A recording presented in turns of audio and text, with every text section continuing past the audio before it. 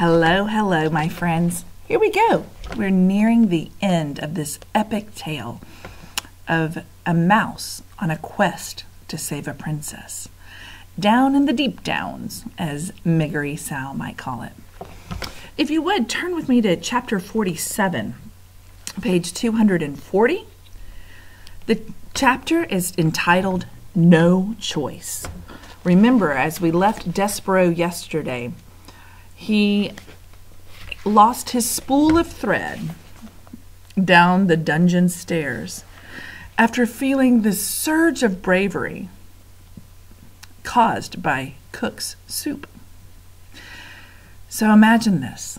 We have Despereaux, full of bravery, full of watercress soup, traveling down the stairs, and his spool of thread gets away from him, and it lands at the feet of Botticelli Rimorso. That is where we find ourselves, friend. Despereaux stood trembling on the steps. The thread was most definitely gone. He could not hear it. He could not see it. He should have tied it to himself when he had the chance. But it was too late now. Despereaux's dire situation suddenly became quite clear to him. He was a 2-ounce mouse alone in the dark, twisting in a dark, twisting dungeon full of rats. He had nothing but a sewing needle with which to defend himself. He had to find a princess, and he had to save her once he found her. "It's impossible," he said to the darkness. "I can't do it." He stood very still. "I'll go back," he said, but he didn't move. "I have to go back." He took a step backward. "But I can't go back. I don't have a choice. I have no choice." He took one step forward and then another. "No choice," his heart beat out to him as he went down the stairs. "No choice, no choice, no choice." At the bottom of the stairs, the rat Botticelli sat waiting, and when Despereaux stepped from the last stair onto the dungeon floor, Botticelli called out to him as if he were a long-lost friend. "Ah," said Botticelli, "there you are. Exactly. I have been waiting for you." Despereaux saw the dark shape of a rat, that thing that he had feared and dreaded for so long, finally step out of the gloom and come to greet him. "Welcome, welcome," said Botticelli. Despereaux put his paw on his needle. "Ah," said Botticelli, "you are armed. How charming." He put his paws up in the air. "Oh, I surrender. Oh, yes, certainly. Exactly. I surrender." "I," said Despereaux. "Yes," said Botticelli. "You." He took the locket from around his neck and began to swing it back and forth. "Please, go on." "I don't want to hurt you," said Despereaux. "I just need to get by you. I am on a quest." "Really?" said Botticelli. "How extraordinary. A mouse on a quest." Back and forth went the locket. "A quest for what?" "A quest to save the princess." "The princess," said Botticelli. "The princess, the princess. Everything seems to be about the princess these days. The king's men were down here searching for her, you know. They did not find her. That goes without saying. But now a mouse has arrived, and he is on a quest to save the princess." "Yes," said Despereaux, and he took a step to the left of Botticelli. "Oh, how inspiring," said Botticelli. He lazily took a step to his right, blocking Despereaux's way. "Why the hurry, my little friend?" "Because," said Despereaux, "I have to." Yes, you have to save the princess. Exactly. But before you save her, you must find her, correct? Yes, said Despereaux. What if, said Botticelli, what if I told you I knew exactly where the princess was? What if I told you I could take you right directly to her? Said Despereaux. His voice shook. His paw on the needle trembled. Why would you do that? Why would I do that? Why would I help you? Why, to be of service, to do my part for humanity, and, to aid in the saving of our princess. But you're a rat, supplied Botticelli. Yes, I am a rat, and I see by your trembling that the greatly exaggerated rumors of our evil nature have reached your oversized ears. Yes, said Despereaux. If, said Botticelli, swinging his locket back and forth, if you allow me to be of assistance, you will be doing me a tremendous favor.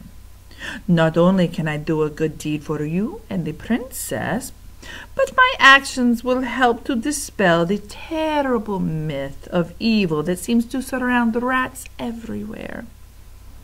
Will you let me assist you? Will you let me assist myself and my kind? Do you trust him? Reader, was it a trick? Of course it was! Botticelli did not want to be of service. Far from it. You know what Botticelli wanted. He wanted others to suffer. Specifically, he wanted this small mouse to suffer. How best to do that? Why, take him directly to what he wanted, the princess.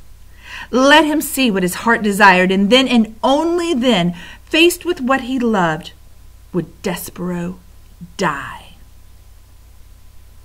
And at the end of it all, how tasty that mouse would be, seasoned with hope and tears and flour and oil and thwarted love.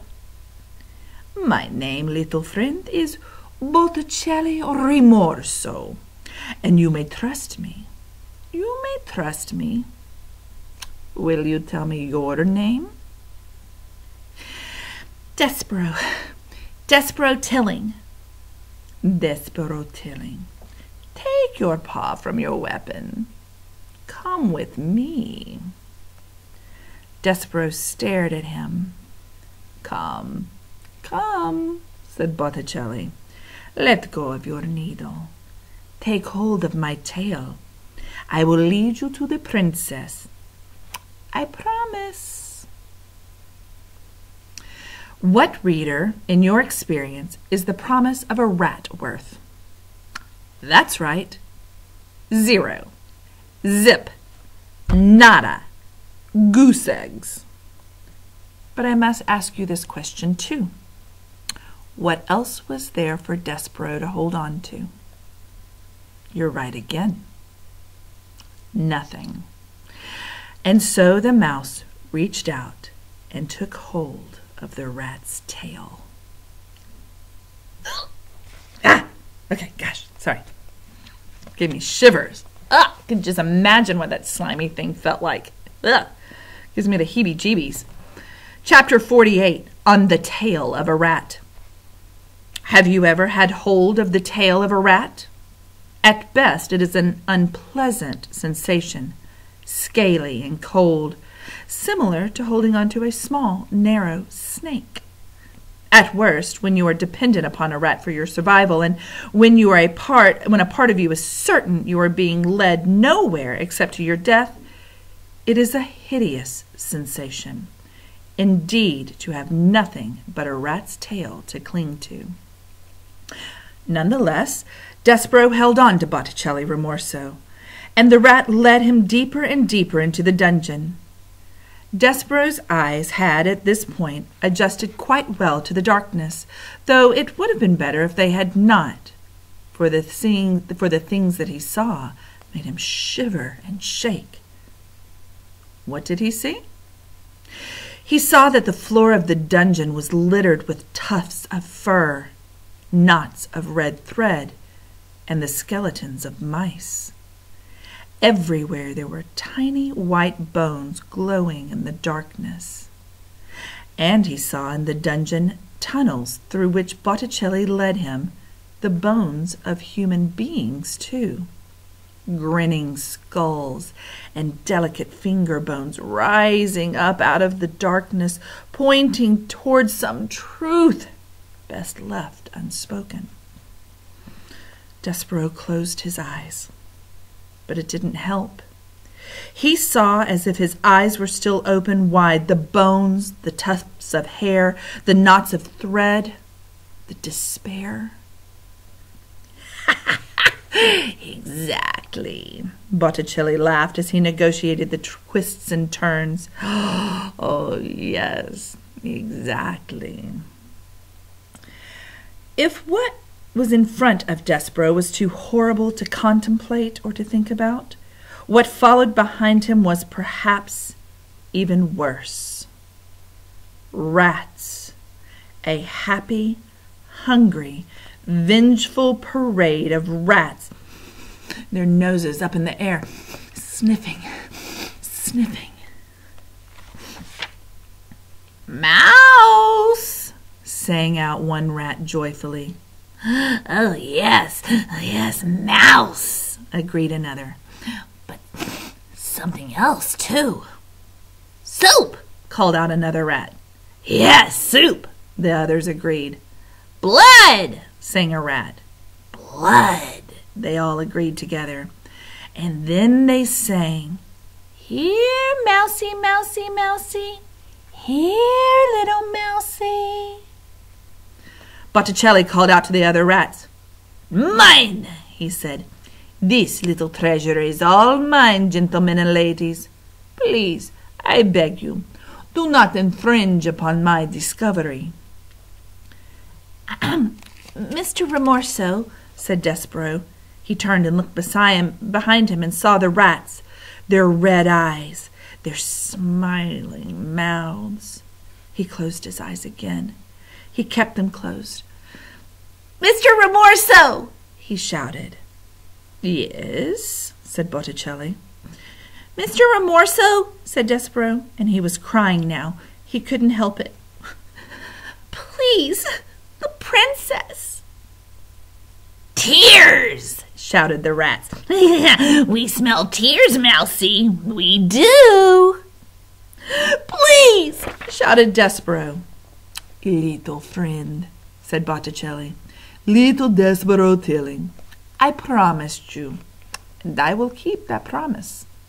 The rat stopped. "Look ahead of you," he said. "What do you see?" Despereaux opened his eyes. "Light," he said. "Exactly," said Botticelli. "Light."